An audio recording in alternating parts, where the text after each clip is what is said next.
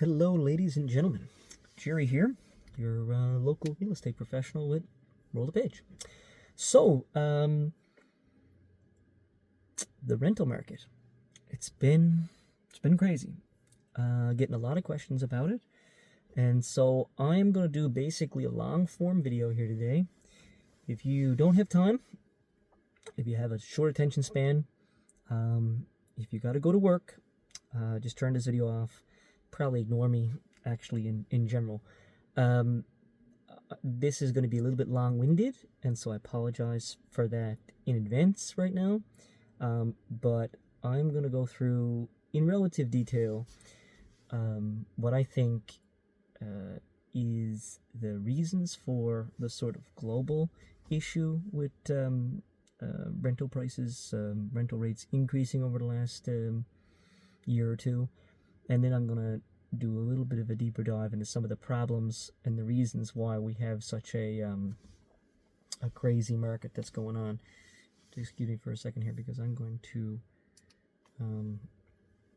pull this up because I've made some notes that I'm going to need to go by. So you may have noticed that the if you go online right now, you just YouTube, and you look at Australia, you look at the UK, you look at the US, you look at any westernized country for the most part, you'll be noticing that there is a trend going on where rental rates are increasing dramatically. So the first question is, how is it that the whole world is experiencing a housing crisis and a rental crisis at the same time? The short answer for that I'm going to make a long answer, is similar monetary policy. So we have COVID, for better or worse. There was a lot of financial decisions that were made to that period of time. It is what it is. We have to look forward. There's nothing that we can do about those decisions that are made now. It's a once in a multi-generational event, and we're just trying to figure it out. But what the federal governments of the majority of these countries did was they flooded the market with money. The fear was that the economies were going to collapse because of shutdowns and because of illnesses and so on and so forth. And so we have a money printing machine that was going on in a lot of these countries. When you have a huge amount of influx of capital into a market, you're going to have inflation. Obviously, we knew this was going to happen, but decision makers and federal policies, regard to monetary policy, it was something that we decided to do out of those pre-discussed fears.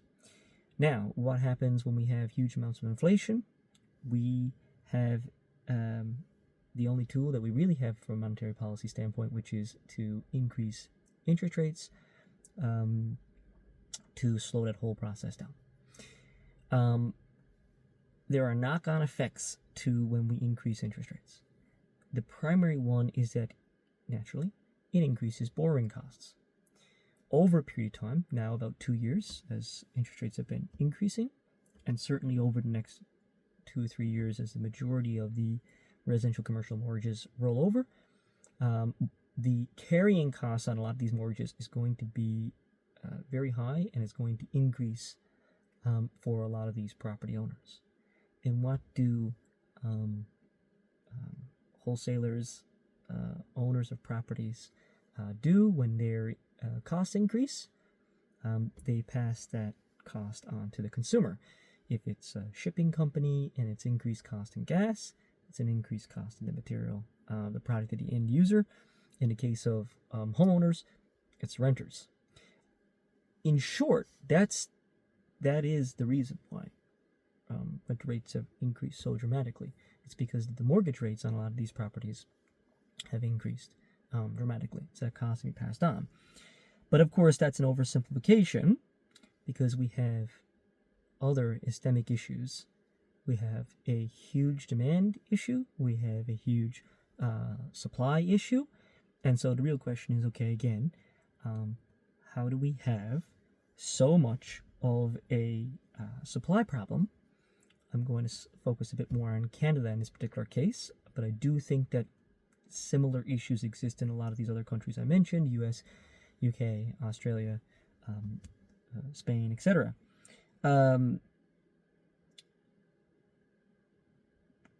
More specifically, you may or may not, I'll include a link in the description below. There's an article CPC came out with specifically referencing Newfoundland. The numbers in that article are that we need 60,000 new homes to house everybody that should have a house, needs a house, by 2030.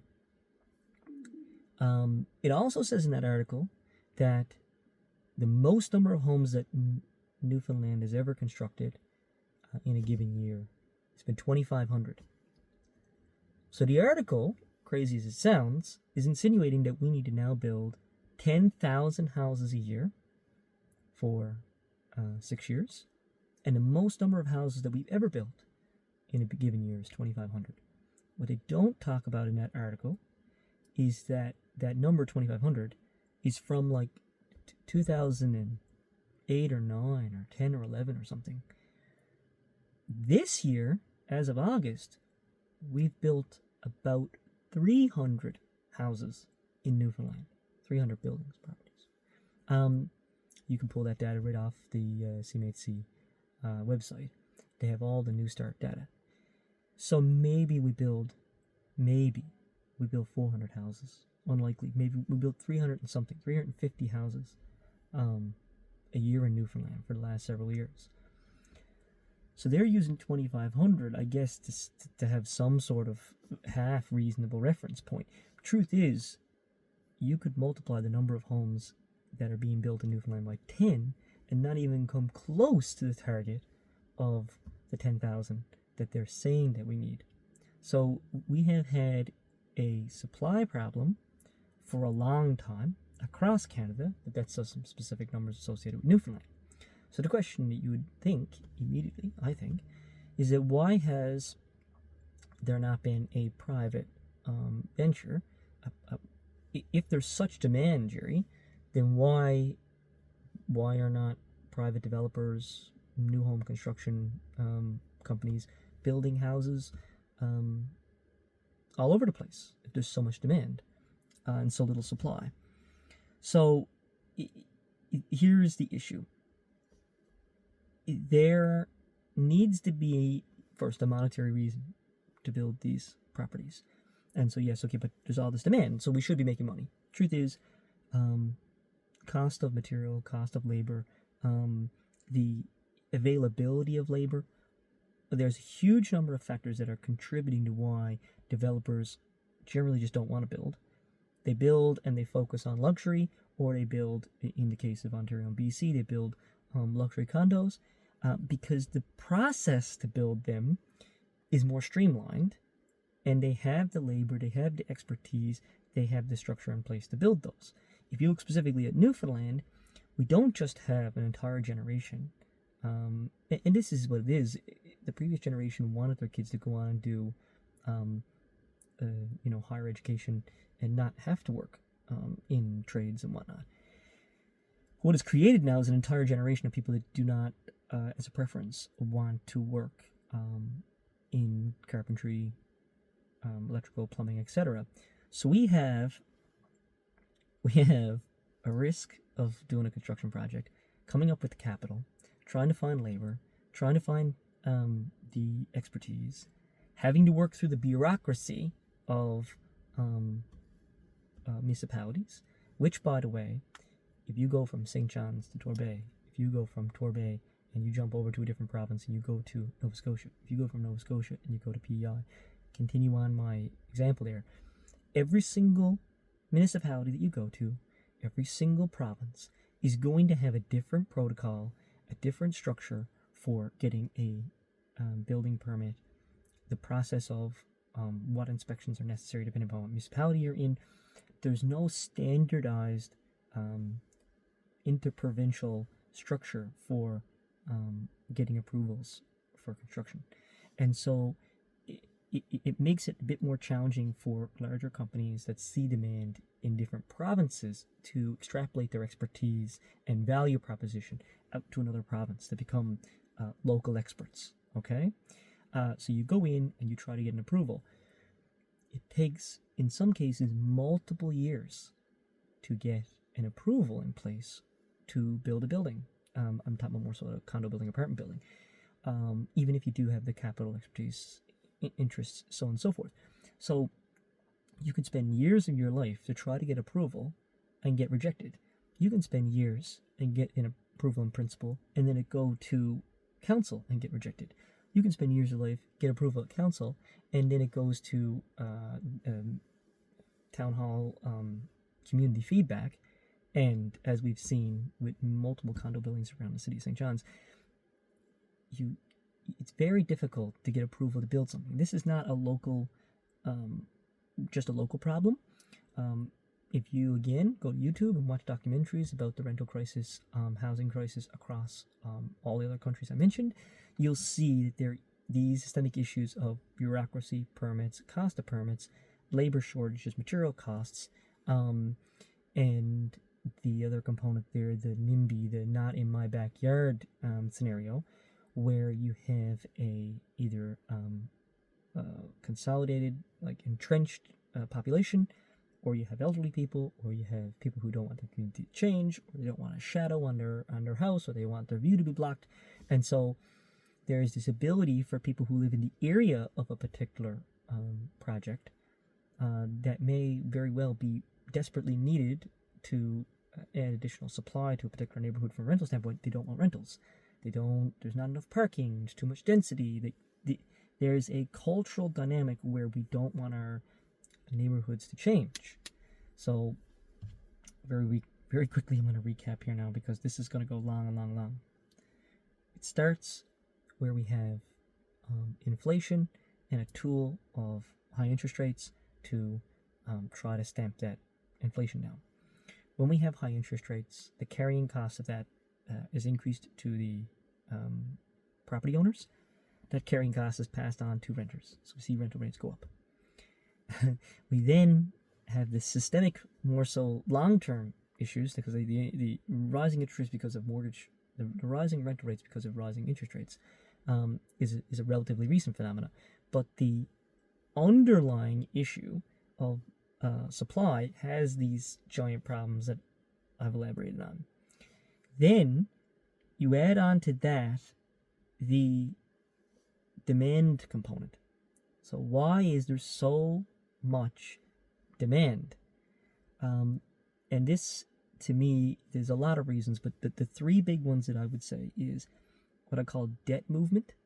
So we have a tremendous amount of exterior capital that is coming from Asia, China, all kinds of other places in the world, the U.S., and they want to invest in real estate for whatever reason. And they want to move their money into markets that they understand and they know, which is BC and Ontario. So you have this huge influx of capital. So what's gone on is these markets have become totally disconnected from the incomes that are in those areas because the capital is coming from outside. In some cases, the rates of returns are not necessarily focused on ROIs and cap rates. They're focused on just moving their money into what they perceive as a safe environment. And so you have a huge investment component that's coming from outside the country that's inflating some markets. And then those markets are then, the people in those markets are selling houses and taking that debt, that capital they've raised from those sales, and it's being spread across the rest of these countries. And so people that are in positions of with high capital or the ability to leverage capital through owning other real estate are able to purchase properties throughout the rest of the country. And this is what we're seeing with the influx of capital from BC and Ontario into all Atlantic Canada, and it's why prices in Atlantic Canada have expanded dramatically. And so you have individual people who are buying multiple properties, companies that are buying multiple properties, and even small investors buying single houses, but two apartments to basically rent out. The issue with that is that a lot of these people are buying these properties and using them as Airbnbs. I'm not saying Airbnb is individually the issue, but when you have a small number of people who purchase a great number of properties and a portion of those properties are being converted to short-term rentals, it doesn't help the person that's living there. You have tourism, luxury people, business people traveling in and out for business. You have short-term people who are like international students are going to be here for short periods of time. It's serving some of these needs, but it's not serving the overall broader rental market. And so you have this debt that's moving across the country, and it is absorbing properties. So that's one dynamic of it. We also have, in conjunction with that, a cultural dynamic where Canadians see real estate as an investment vehicle. If you go back 2 or 3 generations, houses were houses. Houses were for people. And we have a very strange dynamic that's going on here that we may ultimately have to come to terms with, which is a house a human right, or is a house an investment? Right now, we seem to hold both of those contrary views at the same time, but the actual practical rollout of it is that housing is a luxury, not a right, in its practical application, unfortunately. And so, because there's so much of an investment component, it's not about how do we have regulations and provincial rules, federal laws, a federal mandate to provide housing as a human right to everyone. There is a dichotomy there which contradicts it and says, okay, how do we create a structure here of a free market where rental rates are able to move with whatever the demand is? And so, because a lot of these properties are being purchased as investments, naturally, whether it's being bought by a company or an individual, they have a right to their shareholders or an obligation and a desire for themselves to maximize their profit. And so this is, in conjunction with higher interest rates, going to increase rental rates across the board. And it's why it's also pulling inventory from the long-term rentals into short-term rentals, Airbnbs, because there's more profit in that as well. The demand component also comes down to a little bit of a sensitive topic, which is immigration. I've talked about all the systemic issues with the supply dynamic, but I've left one sort of elephant in the room out, which is that there is no federal social housing program. Hasn't been any real involvement in that in a long time. On the other side of it, though, there is a huge mandate on the federal side from an immigration standpoint to bring, I don't know what the target is, 500,000 people or so. But there's a couple layers to that. We desperately need immigrants. We desperately need people to fill positions, and we also need highly skilled people, and we also need young people to have children, because we're going to be going through a population decline because of the demographics in Canada. At the same time, we have this protocol for and this mandate to bring immigrants in, but we haven't layered that with any kind of real across-the-board housing policy. But the issue is actually worse again from the demand side, because what a lot of people are not talking about is that the federal mandate for bringing in immigrants generally does not include the conversation of universities and asylum seekers. So the number of immigrants that are coming in is actually much, much greater than the number that the Fed generally will quote, because universities, private enterprises, have a huge incentive to bring in as many foreign students as they possibly can, because they have, again, a obligation to their shareholders, and they have no mandate for, no requirement to house them, generally speaking. And then you have asylum seekers. So that number 500,000, I believe, you could Google this yourself, but I believe the number is closer to 1 million, maybe more. And so you just simply cannot add 1 million people to a country that has, whatever it is right now, 38 million people, without some sort of long-term dynamic housing plan for them. So, demand-wise, little recap for my brain. We have debt movement outside the country. This gets spread across the country, so it's an absorption of real estate. We have a culture of investing. We have a dynamic going on with Airbnb. And we have an immigration problem, kind of cultural dynamic issue there as well, because we want to invite people in that need to come to the country, whether it's war, whether it's asylum, whether it's because we want them to have better economic opportunities, whether we want them to come to school. But we've not provided housing in a specific vein for them. So we have all those supply issues. We have all this demand that's ongoing. Unfortunately, it gets worse. It gets much, much worse. We want to talk about a solution. So we go, okay, how do we solve? How do we create a solution for this particular set of challenges? And the analogy that I will use is you go to the hospital and you're having a heart attack. The doctor says to you, we have a procedure that we're going to be able to use to save your life. But it's not going to be available for another 5, 7, 10 years. Now, the population might be really happy with that. Okay, great. I mean, we're going to work on this problem over the next decade. But the individual that is in that situation today, i.e., in this particular metaphor, in this housing crisis, to give a solution that's going to take 10 years isn't exactly tenable. Unfortunately, that's the reality. So, first, there is no short-term solution for this. Because houses don't just appear, they have to be built. It's going to take multiple years for this to ease off.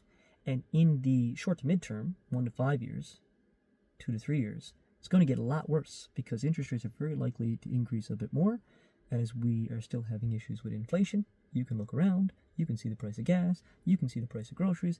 It's all gone insane, and so it's very unlikely. The fantasy that interest rates are going to fall again very soon, I think, is, that's a fantasy. So you have increased awareness that's going on recently. You have people in tents sleeping across from the Confederation building. So it's in the forefront of the conversation now.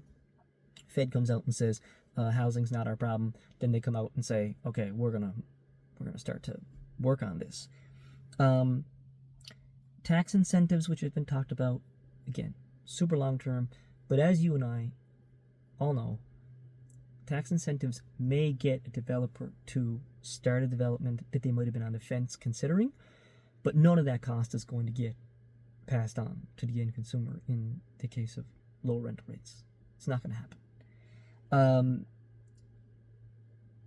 We need so much to change. It's a bit overwhelming to go through, but I'm going to give my thoughts. We need a standardized municipal, provincial, federal component regard to housing development, permit applications, somehow. It's not going to happen, but some way to standardize the process of getting land subdivided, getting a property built and approved, inspections on those properties. I know there's a natural building code, but it's anarchy from one municipality to the next. We need to remove or minimize the interaction that members of a community can have on input with regard to these developments. We're just never going to hit our targets if it takes 5 years to build a building, and then the community can argue about it for indefinitely and nothing ever gets built. We do need to financially incentivize developers to build middle-income, low-income housing. At the same time, we may need to get municipalities to mandate the construction and then basically compensate developers for whatever their potential gain would have been on a luxury build, because literally there's no other choice. We need to build more units. We need to change the culture in regard to trades and labor so that we can have more young people entering these fields. Because even if we had everybody rowing in the same direction today, couldn't build the number of units that are necessary across Canada because we don't have the labor. We don't have the skilled labor. We also need to change somehow. We need to figure out, is real estate a right? Or is it going to be controlled by the free market? So in some cases, similar sensitive topic, with regard to healthcare for all, absolutely. But we need a two-tier system. We need the Fed to have control over the bottom portion. I don't know I don't have all the solutions there, but what I am saying is that the bottom 30%, for argument's sake, of income earners, there has to be social housing available in all the provinces, because we're on the brink of a homelessness scenario where prices of rental will get so high that there'll just be a homeless explosion. And so how do we navigate that between like what incomes and what types of people get social housing, and how do we implement that, especially since we just come from COVID and invested so much money and have already racked up so much debt that, anyway, I'm not saying it's practical, I'm not saying it's doable, I'm saying it's the only way I see it solving the problem. There also needs to be a cultural shift away from single detached homes. This is how bad this has gotten, that unfortunately the generation that is under the age of 30 today, under the age of 25 today, may very well have to assume that they're never going to live in a detached house. Maybe not necessarily in Newfoundland, but I'm more extrapolating out the rest of Canada. Some of these markets need to depreciate by 50% and they're still not affordable. And so condos being a place where you live and raise families, like Europe, where you have flats, that's the only way to have the density. And also multi-generational homes. We could see a generation, because of how long this problem is going to take to solve, we may be in a situation where we see multi-generational homes come back, where we see parents, children, grandparents, parents, grandparents living in the same home, because it's the only tenable thing to do financially and the only way to save money to be able to buy a house moving forward. We need to reduce the number of immigrants, at least in the short term. Not a fashionable, not a sexy, not a comment that is popular, but you can't. There's no houses. There's not enough housing, and so we need to find a way to reduce that number for a 10 or 20 year period until we kind of, and maybe do some other programs during that time to increase birth rates amongst young Canadians. It's very difficult when you have a financial uncertainty for people to do family planning. And so until that gets under wraps, we're going to be in a low birth rate environment. And so we have another extenuating issue there. We need to restrict funds coming from outside the country. Foreign investment, there's supposed to be a restriction on that. We need to have it so that the same rules that are applied to someone who wants to buy a house, who's a Canadian citizen and goes to buy a house and has to get their finances vetted, that if you just come to the country and you have X number of dollars, that money has to be proved where it came from, or you have to live in the country for a certain number of years before you're allowed, or a company needs to be set up in the country for a certain number of years before it's allowed, or I don't know, but there's too much money coming from outside the country and the country's too small. Population-wise, there's 1.3 billion people in India. There's whatever it is, 1.3, 1.4 billion people in China. There's a city in these countries bigger than all of Canada, and so there's just too much money. There's too much money that can flow in and fool up our market, and we have to find a way to balance that with the desire for foreign investment on a commercial side. Again, not saying I got the answer, saying that it's a problem. And in a federal social housing structure, we have CPP, we have EI. We are at a point where we need to recognize that if things get so bad that people can't afford their rent and it pushes a portion of the population into homelessness, then we are going to have a lot of other extenuating problems that we hadn't predicted as well. Homeless people are generally going to commit more crimes. They may have more health problems because of the situation. They're going to be utilizing that system more. They're going to have a more inclination to have alcohol problems and addiction and drug addictions. It's just natural. Your life sucks. You live in a tent across from the Confederation building. It's madness. So we again, like I said, is housing a right? Is housing an investment? I would argue it's both, but that there needs to be some structure. We need to figure out what tiers we're going to utilize there. And so, yeah, if you were thinking about watching a scary movie for Halloween, maybe you can send this to someone and it can be their substitute. So, I'm going to do a very quick recap because that was a lot. So, rental crisis across the world. Too much money in the system causes inflation. Inflation is solved by higher interest rates. Interest rates increase carrying costs. Carrying costs increase are passed on to end consumer. Increased rental rates. Underlying issue is exacerbated by the fact that we have a massive supply issue because of all the other pre-mentioned stuff. We also have massive movement of debt and foreign investment, which is the increased demand component. And the solutions are nowhere to be found. They are all complicated. They're all going to take a long time to implement, and it's going to take monetary change, political change, bureaucratic restructuring, and a change in what the vision is culturally for the Canadian household.